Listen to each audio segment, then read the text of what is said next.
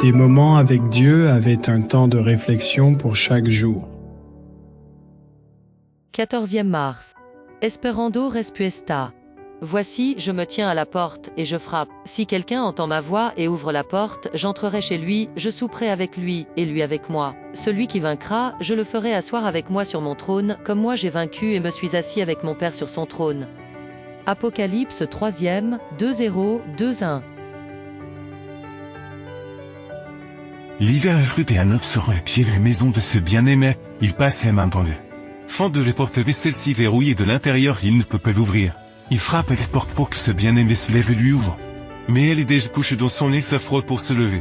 Elle s'est déjà déshabillée et s'est mis des ombres sur le côté et ne veut pas subir l'inconfort de se lever. Le monsieur est transi de fraude, ses cheveux sont pleins de rosées nocturnes. Et il veut entretenir les dames de répondre. Et il est confortablement installé dans son lit. Suffisamment chaud pour ne pas avoir envie de se refroidir et elle tarde à couvrir la porte. Si bien que le monsieur s'en va. Quelques minutes plus tard, elle sort pour le voir. Mais il est parti pour de bon et elle ne peut plus le trouver. C'est le poème du Cantique de Salomon. Il trouve son pendant dans le message d'amour de l'Apocalypse. Où Dieu est celui qui se trouve derrière les portes de nos décisions. Attendons notre réponse. Qu'est-ce qui nous empêche de l'ouvrir? Est-ce le confort de ces banalités qui nous empêche de faire l'effort d'aller à la porte? Est-ce le peur que les jouissances du monde prennent fin? Si vous ne vous consacrez pas entièrement au Christ et ne vivez pas en communion avec lui, si vous ne faites pas de lui votre conseiller, vous constaterez que votre cœur, ouvert aux mauvaises pensées, se détourne facilement du service de Dieu pour se mettre au service de lui-même. Avoir connu le faux, avoir fait certaines réformes dans notre vie. Ce n'est pas avoir permis au Christ d'entrer dans notre vie. Car tant que nous nous contentons de ce que nous sommes, que nous nous contentons de notre vie chrétienne sans aller plus loin, et que nous pratiquons encore certains péchés, c'est que nous n'avons pas ouvert la porte pour qu'il entre et fasse une purification complète. Trop aise avec ce xylon.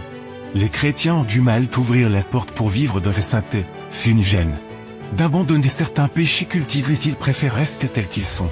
Ils ne veulent pas sortir de leur christianisme sans enthousiasme. De sorte que leur service à Dieu est facilement détourné par les tentations de Satan.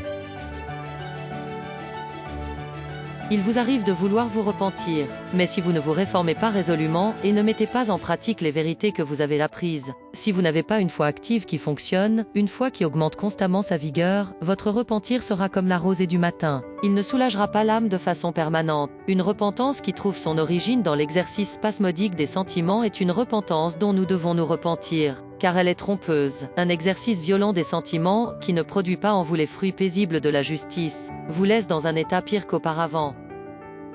Le Seigneur attend toujours à la porte. Il attend que nous prenions des décisions de nous abandonner complètement, si nous persistons. Puis le tour repasse et bien-aimé cessera de frapper.